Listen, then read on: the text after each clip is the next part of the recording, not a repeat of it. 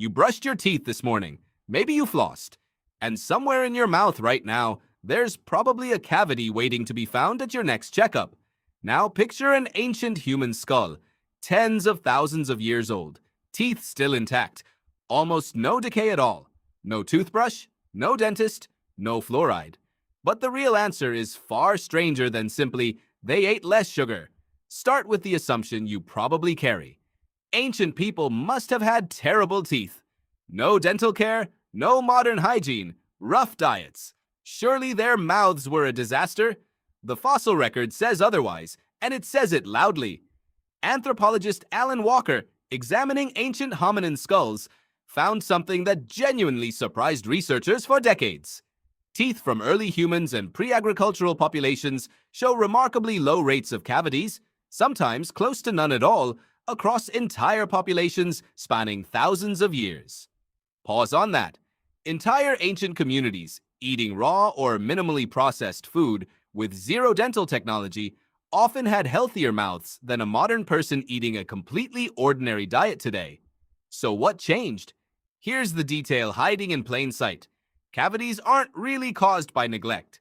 They're caused by specific bacteria in your mouth feeding on specific kinds of food. The main culprit, Streptococcus mutans, thrives on one thing above all else: fermentable carbohydrates, sugar, and refined starch that breaks down into sugar quickly. Ancient diets, before agriculture, simply didn't offer that bacteria much to work with. Anthropologist Clark Larsen has spent decades comparing the dental health of populations before and after the shift to farming, and his research reveals something almost jarring. The moment humans transitioned to agriculture, and especially once grain-based staples like wheat, corn, and rice became dietary centerpieces, cavity rates spiked dramatically across the archaeological record. Not gradually, sharply. Think about what that means. It wasn't cavemen with bad teeth and modern humans with good teeth thanks to dentistry. It was closer to the opposite.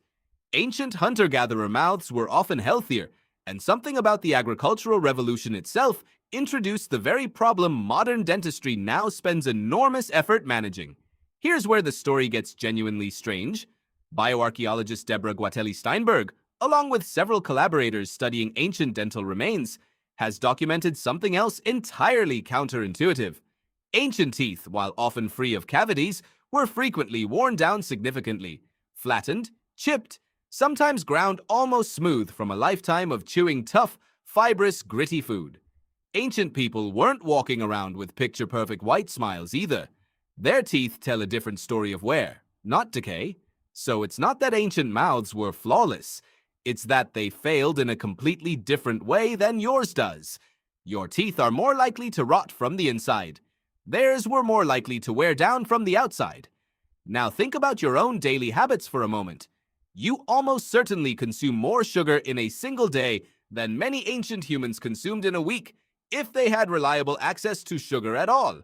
Refined flour, soda, juice, snacks engineered specifically to taste intensely sweet, all providing exactly the fermentable fuel that bacteria in your mouth are chemically wired to exploit. Your toothbrush, your fluoride toothpaste, your dentist exist largely to fight a battle that agriculture and industrial food created in the first place. You're not cleaning up after natural human vulnerability. You're managing an environmental mismatch, a diet your mouth's bacteria are perfectly adapted to exploit, in a world your ancestors never had to navigate. There's a deeper twist worth sitting with here. Some researchers studying isolated modern populations who still eat pre-agricultural style diets, minimal refined carbohydrates, no processed sugar, have found dramatically lower cavity rates even today, without a single visit to a dentist.